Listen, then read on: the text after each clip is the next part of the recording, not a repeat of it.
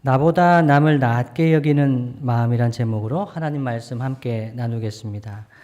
제가 남은 여름 기간 동안에는 그리스도인의 성품에 관한 말씀을 함께 나누려고 합니다. 오늘은 그 첫 번째 시간으로 겸손에 대해서 함께 생각해 보고자 합니다. 여러분 겸손하십니까? 저는 겸손해 보이십니까? 저는 겸손하지 않습니다. 겸손한 사람은 본인이 겸손하다고 생각하지 않습니다. 교만한 사람은 자기가 좀 겸손하다고 생각할 수가 있습니다. 정말 겸손을 알아가면 알아갈수록 난 겸손하지 않구나 하는 것을 더 뼛속 깊숙이 느끼고 알아가는 것 같습니다.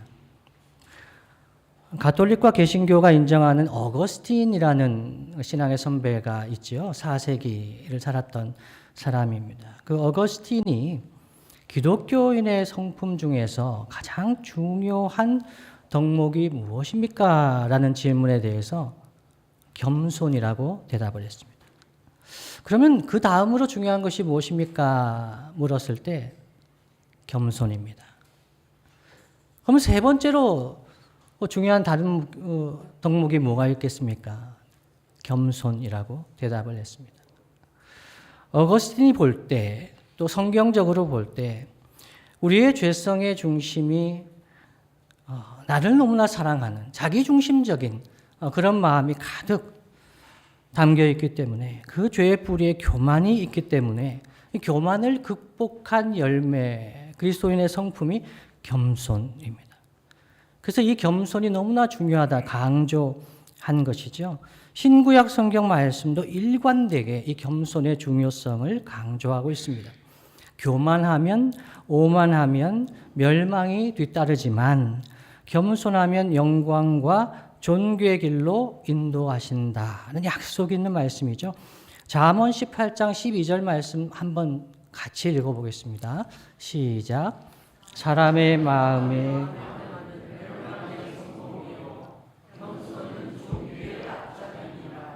네. 사람의 마음의 교만은 멸망의 선봉이다. 보통 어떤 사람이 교만한 행동을 하게 되면 타인을 생각할 필요가 없습니다. 저 자신의 제 인생을 보면 제가 교만이 이렇게 드러날 때가 있었습니다. 이 정도면 내가 좀 잘한 거 아닌가? 그런 마음이 들 때, 그때 여지없이 하나님 앞에서 연단을 받았던 기억들이 많습니다. 그래서 하나님께서 교만을 싫어하시는구나. 반대로 겸손은 존귀의 길잡이다. 이 말씀 정말 진리의 말씀이다 라고 성경이 강조하는 거죠. 그렇다면 여러분, 어떤 것이 겸손일까요? 무엇이 겸손일까요? 표준국어 대사전에 따르면 남을 존중하고 자기를 내세우지 않는 태도를 겸손이라고 합니다. 자기가 능력이 있고 가진 것이 있어도 그것을 내세우지를 않고 타인을 또 존중해 주는 것이 겸손, 겸양지덕이다 이렇게 이야기를 하죠. 오늘 본문 말씀 3절 말씀을 보면 나보다 남을 낮게 여기는 마음을 겸손이라고 설명해 주고 있습니다. 나보다 남을 더 낮게 여기는 것입니다. 라틴어로 이 교만이나 오만으로 번역되는 수페르비아라는 단어가 있습니다. 이 뜻도 수페르비아 뭔가 좀 연상이 되지 않습니까?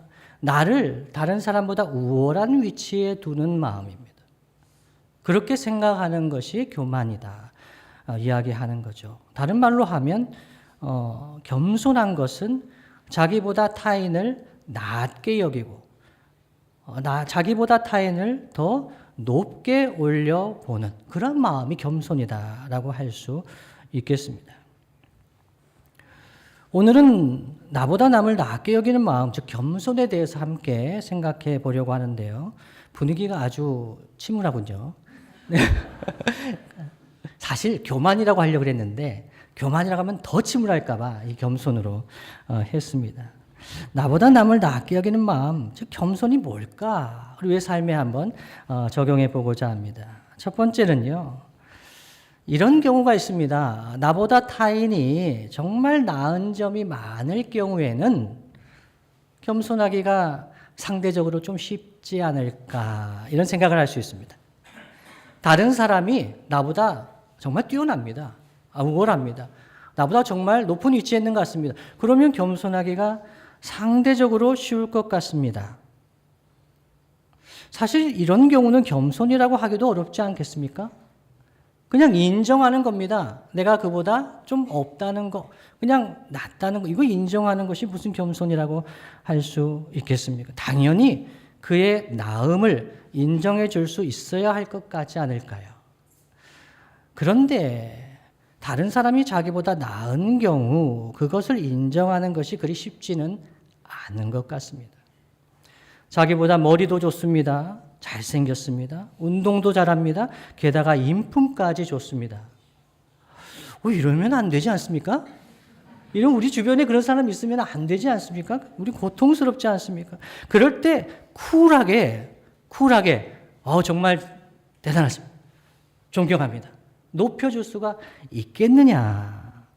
쿨하게 인정해 주는 것이 쉽지 않습니다. 그래서 이게 현실 세계에서는 나보다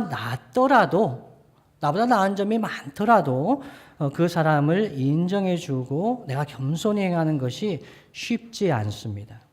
그래서 보통 사람은 타인의 장점을 인정하고 존중해 주기보다는 시기하고 질투하기가 쉽습니다. 이것이 이제 첫 번째 경우입니다. 근데 두 번째는 다른 사람이 명백하게 나보다 못한 경우입니다. 다른 사람들이 아무리 봐도 자기보다 못합니다. 그럼 그 사람에 대해서도 겸손해야 합니까? 먼저 겸손하기 어렵지 않겠습니까? 나이가 훨씬 저보다 어립니다. 학교 다닐 때 공부도 더 못했습니다. 대한민국이 이런 게 있잖아요. 학교 다닐 때, 특히 고등학교 때 한때, 물론 초등학교 때는 다 잘하셨잖아요. 고등학교 때 그때 한 번 잘했던 걸 가지고 수십 년을 이렇게 자랑할 수 있는 나라, 좋은 나라죠. 이런 나라 속에서는 뭔가를 하나 내가 타인보다 우월한 걸 잡아가지고 높임을 받고 싶은 마음이 인간의 인지상정이지요. 근데 이 사람은 학교 다닐 때 공부를 잘 안 한 것 같아요. 그리고 더 잘생기지도 않았어요. 기준은 뭐죠? 저보다예요. 저보다. 그리고 돈도 별로 없는 것 같아요. 사회적인 지위도 높지 않아요. 심지어 믿음도 약해 보여요. 믿음도 약해 보여요. 교회 봉사도 더 안 합니다. 직분을 봐도 한참 후배입니다. 그 사람 어떻게 해야 되겠습니까? 그러면 그분이 상대방이 먼저 겸손하게 행동해야 하는 거 아니겠습니까? 그분이 윗사람에게 또는 선배에게 겸손하게 해야 되는 거 아니겠습니까? 다른 사람이 보기에 명백하게 나보다 못한 사람, 그 사람에 대해서도 그 사람을 먼저 나보다 낫게 여겨야 하겠습니까? 오늘 말씀은 그런 말씀입니다. 내가 먼저 나보다 명백하게 낫지 않은 사람 같은데 그 사람에게 먼저 나보다 그 사람을 낫게 여겨야 한다. 이 말씀입니다. 여기서 자기보다 남을 낫게 여기라 할 때 여기다라는 동사는 헤게오마이라는 동사인데요. 여기서 헤게모니라는 단어가 나옵니다. 헤게모니는 윤리적인 도덕적인 지배력, 주도성 이런 의미를 가지고 있어요. 그래서 주도적인 위치에서 하는 행동입니다. 내가 겸손하게 돼서 그걸 인정할 수밖에 없는 상황에서 인정하는 게 아닙니다. 내가 남을 나보다 낫게 여기는 주도적으로 의도적으로 그렇게 여겨라는 말씀입니다. 남이 나보다 낫지 않더라도 남이 나보다 낫다고 생각하라는 말씀이 될 수가 있습니다. 어떻게 그럴 수가 있을까요, 여러분? 그것은 거짓의 바탕을 둔 겸손이 아닐까 그런 생각을 저는 해봤습니다. 아니 사실이 아니지 않습니까? 그 사람은 나보다 이렇게 못하지 않습니까? 근데 그 사람을 어떻게 낫게 여깁니까? 그럼 거짓의 바탕을 둔 것이 아닌가? 사도 바울이 그랬습니다. 사도 바울이 빌립보 교회 성도들 앞에서 이렇게 행동했습니다. 그의 기준이 있었는데요. 그것은 무엇이냐면 그리스도를 높이는 것이라면, 그리스도를 존귀하게 하는 것이라면, 교회에 유익한 것이라면 나보다 남을 낮게 여기는 길을 선택하겠다. 그것이 그리스도인에게 합당한 삶의 모습이라고 전했습니다. 빌립보 교회 안에는 바울을 존중하거나 인정하지 않는 사람들이 있었습니다. 바울은 빌립보 교회의 설립자입니다. 처음에 복음을 전했고 제자들을 세웠습니다. 그 이후에도 이 바울이 빌립보 교회와 관계를 맺으면서 기도 부탁도 하고 지원도 받았습니다. 그런 관계 속에 있었는데 바울을 인정하지 않는 사람들이 생겼습니다. 심지어 바울보다 더 높아지려고 했습니다. 다투는 마음으로, 즉 경쟁심으로 교회 봉사를 하는 사람들이 있었다라고 합니다. 빌립보서 1장 17절 말씀이죠. 제가 읽어드립니다. 그 사람들은 나의 매임에 괴로움을 더하게 할 줄로 생각하여 순수하지 못하게 다툼으로 그리스도를 전파하느니라 라고 말씀합니다. 나의 매임에, 사도 바울이 감옥에 갇혔거든요. 복음을 전하다가 감옥에 갇히게 되었습니다. 그때 사람들이 사도 바울이 감옥에 갇혀서 괴로운데 그 괴로움을 더하게 하려고 어떻게 얘기했다는 겁니까? 순수하지 못하게 다툼으로 그리스도를 전파했다. 저는 이 상황에 그 사람들이 이렇게 얘기했을 것 같습니다. 바울처럼 저렇게 요란하게 사역하면 안 돼. 바울이 내가 그럴 줄 알았어. 사역을 저렇게 무리하게 하니까 제 감옥에 갇히는 거지. 바울에게 뭔가 문제가 있는 것 같아. 나 평소에 그렇게 생각했어. 하나님께 뭐 징계를 받은 것 같아. 이런 이야기들. 감옥에 갇힌 것도 괴로운데 그들의 그 마음 말들 때문에 괴로웠다. 그래서 바울은 어떻게 대응했을까요? 혼내줘야겠죠. 가가지고 한번 얘기를 명명백백하게 한번 얘기해 봐야 되지 않겠습니까? 바울은 대적하던 자들의 그 사역이 그건 외식이라고, 교만하다고 그들의 잘못을 지적하며 가르칠 수 있었습니다. 충분히 그런 위치에 있었습니다. 빌립보 교회 설립자가 아닙니까? 누가 더 높은지, 누가 더 옳은지 확인하고 싶지 않았을까요? 그러나 바울은 그 사람들을 통해서도 나의 이 감옥에 있는데 더 나를 괴롭게 하려고 이렇게 다툼으로 경쟁적으로 그런 일을 하는 사람들이 있더라도 그들을 통해서 그리스도가 전파된다면, 그들을 통해서 그리스도께서 높임을 받으신다면, 복음이 전파된다면 괜찮다. 오히려 기뻐한다. 그렇게 이야기를 하는 거죠. 그래서 빌립보서 1장 18절 말씀 이렇게 말씀합니다. 그러면 무엇이냐? 거칠애로 하나 참으로 하나. 이 거칠애로 하는 게 그 사람들의 그 교회 봉사하고 섬김인 거죠. 아무리 봐도 저건 잘못된 것 같은데 거칠애든지 뭐든지 주를 위하여 교회를 위해 그리스도를 높일, 그러면 무슨 방도로 하든지 전파되는 것은 그리스도니 이로써 나는 기뻐하고 또한 기뻐하리라 라고 고백합니다. 바울은 어떻게 바울을 시기하고 다투는 마음으로, 경쟁적인 마음으로 바울의 감옥 생활에 고통을 더하려는 이 사람들을 인정해 줄 수가 있었을까요? 첫 번째는요, 19절 말씀에 보면 바울은 빌립보 교회 성도들의 기도와 성령님의 도우심을 믿었습니다. 19절 말씀 세 번역으로 한번 다 함께 읽어봅니다. 시작. 나는 여러분의 기도와 예수 그리스도의 영의 도우심으로 내가 풀려나리라는 것을 압니다. 감옥에 갇혀 있지만 억울하고 힘들지만 사도 바울은 알았어요. 구원은 하나님께 있다는 거예요. 사람들이 도와준다고 어떻게 해서 되는 것이 아니라 구원은 하나님께 있다. 빌립보 교회 성도들이 나를 위해서 기도해주고 있다. 예수 그리스도의 영 성령께서 나를 도우신다. 그래서 감옥에서 풀려날 거다. 아니요. 안 풀려나도 상관없다는 거예요. 뒤에 이제 문맥을 보면 살든지 죽든지 상관이 없다. 구원을 확신하면서 그렇게 대응했고요. 그런데 그보다 더 중요한 이유가 있습니다. 그것은 그리스도를 높이고 존귀하게 하기 위해서라면 자기가 무시를 당하고 부당하게 욕먹는 것쯤은 중요하지 않다라고 생각했던 겁니다. 빌립보서 1장 20절로 21절 말씀 이렇게 말씀합니다. 나의 간절한 기대와 소망을 따라 아무 일에든지 부끄러워하지 아니하고 지금도 전과 같이 온전히 담대하여 살든지 죽든지 내 몸에서 그리스도가 존귀하게 되게 하려 하나니 이는 내게 사는 것이 그리스도니 죽는 것도 유익함이라 고백합니다. 살든지 죽든지 어떻게 되든지 내가 그런 욕을 먹는 게 무슨 중요한 것이냐. 복음이 증거되고 그리스도께서 높임을 받으시면 괜찮다는 겁니다. 그래서 그리스도를 존귀하게 하려고 그를 비판하는 자들을 자기보다 높여주면서 인정해주는 그런 바울의 모습을 볼 수 있는 거죠.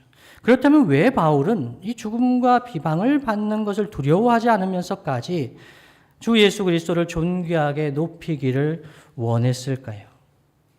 왜 바울은 그런 욕을 먹어가면서 부당한 대접을 받아가면서도 그리스도를 높이기를 원했을까요? 왜냐하면 그 예수님이 바울을 낮게 여겨주셨기 때문입니다. 바울을 위해서 죽어도 된다고 생각하셨기 때문입니다. 주 예수 그리스도께서 그보다 한참 못한 바울을 조금 낮게 여기신 정도가 아니라 그를 위해 십자가에서 죽으셨다는 것을 바울이 알기 때문입니다. 그 주님이 바울을 죄인 중에 괴수인 그 바울을 사랑하셔서 그를 높여주셨기 때문에 주님이 바울을 위해서 죽어주셨기 때문에 바울을 위해서 낮아지셨기 때문에 바울은 그래도 된다. 그래서 바울은 겸손한 마음으로 자기보다 남을 낮게 여기기 위해서는 이 그리스도 예수의 마음을 품어야 한다라고 말씀을 전합니다. 빌립보서 2장 5절 말씀 함께 한번 읽어봅니다. 시작. 너희 안에 이 마음을 품으라. 곧 그리스도 예수의 마음이니. 아멘. 교회에서 무슨 위로를 하고 봉사를 하고 여러 이야기를 하고 일을 할지라도 그리스도 예수의 마음을 품지 않으면 우리는 교만해지기 쉽습니다. 다투기 쉽습니다. 헛된 영광을 구하기가 쉽습니다. 그러나 그리스도 예수의 마음을 품을 때 나를 위해서 죽으신 예수님의 그 사랑을 생각할 때 나보다 남을 낮게 여길 수 있는 마음을 품게 됩니다. 그리스도 예수의 마음은 하나님이신 예수님께서 사람이 되셔서 십자가에서 죽으시기까지 낮아지신 것으로 드러났습니다. 예수님의 마음이 뭘까? 십자가에서 낮아지심으로 드러난 마음입니다. 겸손하셔서 자기를 낮추시고 낮아지셨는데 그 마음의 중심에 무엇이 있었을까요? 저는 그 마음의 중심에 사랑이 있었다고 믿습니다. 예수님께서 죽기까지 복종하셨는데 8절 말씀을 한번 보시죠. 사람의 모양으로 나타나사 자기를 낮추시고 죽기까지 복종하셨으니 그 십자가에 죽으심이라. 무엇에 복종을 하셨을까요? 예수님이 무엇에 복종을 하십니까? 하나님이신데. 예수님은 아버지 하나님의 뜻, 아버지 하나님의 그 소원에 복종하셨습니다. 그것은 사랑이었습니다. 사랑하셔서 구원하시기 위해서 독생자 예수님 보내시는 그 아버지 하나님의 뜻에 순종하셨습니다. 탕자같이 하나님을 떠나버린 인생, 죄와 허물로 죽은 인생 구원하시기 위해 독생자 예수님이 이 땅에 보내주셨습니다. 십자가의 길을 가게 하셨습니다. 이 아버지 하나님의 뜻에 사랑하여 구원하시기 원하시는 하나님의 뜻에 순종하셨습니다. 예수님은 이 사랑 때문에 낮아지시고 십자가를 지셨습니다. 그래서 그 낮아지심으로 우리의 죄를 용서하시고 의롭다 하시고 자녀 삼아주셔서 우리를 존귀하게 높여주셨습니다. 그래서 이 아버지 하나님의 뜻에 사랑에 순종하신 그 예수님을 우리 아버지 하나님은 지극히 높여주셨습니다. 모든 이름 위에 뛰어난 이름을 주셨습니다. 모든 입으로 주 예수 그리스도를 주라 시인하여 아버지 하나님께 영광을 돌리게 하셨습니다. 그래서 지금도 하나님의 백성이 주님을 생각하며 겸손히 행할 때 자기를 낮추며 남을 나보다 낮게 여기며 살아갈 때 주님이 그를 높여주십니다. 주님이 그를 존귀하게 높여주십니다. 따라서 자기보다 못한 타인을 더 낮게 여기며 겸손하게 섬길 수 있는 비결이 무엇일까요? 낮아져서 섬기는 것으로 하나님의 인정을 받고 복을 받을 거라 한다면 저는 그냥 노 땡큐 하겠습니다. 그냥 그러지 않아도 되지 않겠습니까? 뭘 그렇게 애를 씁니까? 근데 나보다 남을 낮게 여기는 그 비결은 하나님의 사랑에 있습니다. 사랑하면, 사랑을 받으면 낮아지게 됩니다. 우리를 구원하시기 위해 우리보다 더 낮아지셔서 십자가에서 죽으신 주님을 생각할 때, 우리가 주님의 그 사랑 안에 거할 때, 그 사랑 안에 만족하며 그 사랑에 충만히 우리 안에 거할 때 타인을 사랑하게 됩니다. 타인을 사랑할 수가 있습니다. 자기보다 남을 낮게 여기며 섬길 수 있게 됩니다. 왜냐하면 예수님께서 그 사람을 위해서도 죽으셨다는 것을 깨닫게 되기 때문입니다. 저 사람이, 저 원수 같은 사람, 내가 감옥에 갇혔다고 이제는 막 저거 잘못됐다고 그렇게 이야기하면서 비방하면서 열심히 하려고 해는 거치라도 외식으로 하는 사람들 내가 만나가지고 한번 이야기를 하고 싶은 마음이 있어도 하나님, 주님이 저들을 위해서 죽으셨지. 주님이 저들을 위해서 십자가 지셨지. 저들이 지금 그 주님을 전하고 있지. 참을 수가 있게 됩니다. 주님의 마음으로 사랑하게 되면 지금 나보다 나은 것이 아무것도 없을지라도 그 잠재성을 보면서 귀하게 여기게 됩니다. 저는 신앙생활하면서 중고등학교 때 아무것도 가진 것이 없었을 때 신앙의 선배님들, 장로님들, 권사님들 오셔서 해주셨던 말씀이 지금도 잊혀지지 않습니다. 가난한 집의 장남으로 교회에 와서 신앙생활하는데 그분들이 해주셨던 말씀들이 있습니다. 축복의 말씀들이었습니다. 왜 그랬을까요? 한국교회 미래를 위해서 열심히 큰 일을 해달라고 이런 부탁을 저한테 왜 하십니까?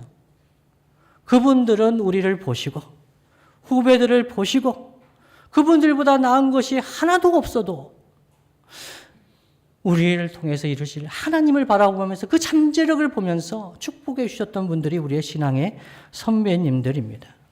그렇게 서로를 돌아보며 겸손하게 섬기는 것이 사도 바울의 기쁨이자 아버지 하나님의 기쁨이었습니다. 말씀을 마무리하겠습니다. 주님이 사랑하시는 성도 여러분, 어떻게 자기보다 못한 사람을 더 낮게 여기며 섬길 수가 있을까요? 사랑하면 됩니다.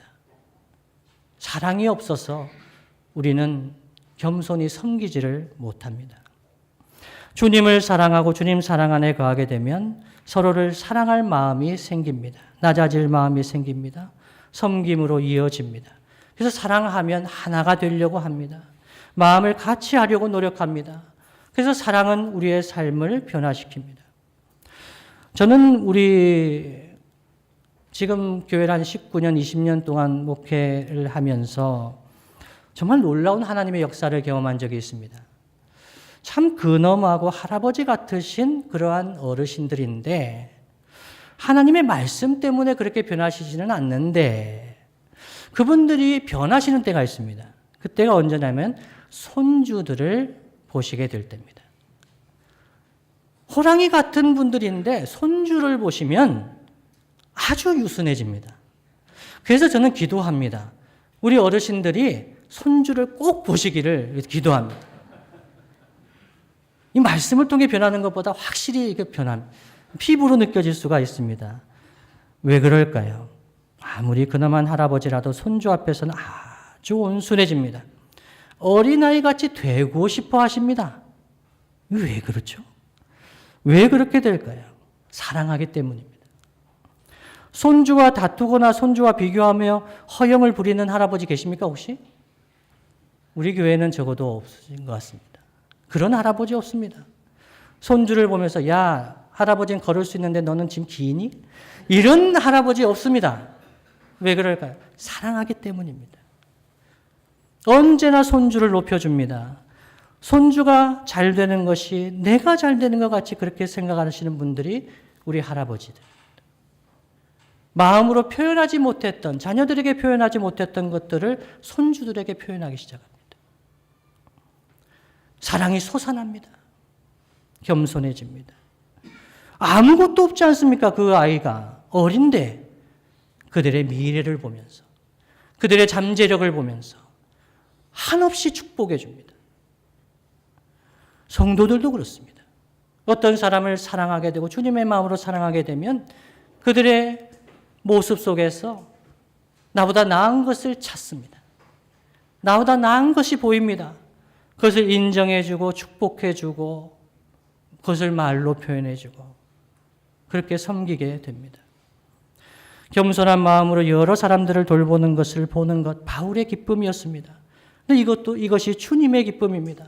성도들이 나보다 남을 낮게 여기면서 그들을 축복하면서 세워주는 겸손한 성도들의 공동체를 보는 것이 주님의 기쁨입니다. 주님이 사랑하시는 성도 여러분, 여러분 중에 혹시 하나님의 사랑과 은혜를 더 많이 받았다고 생각하시는 분이 있으십니까?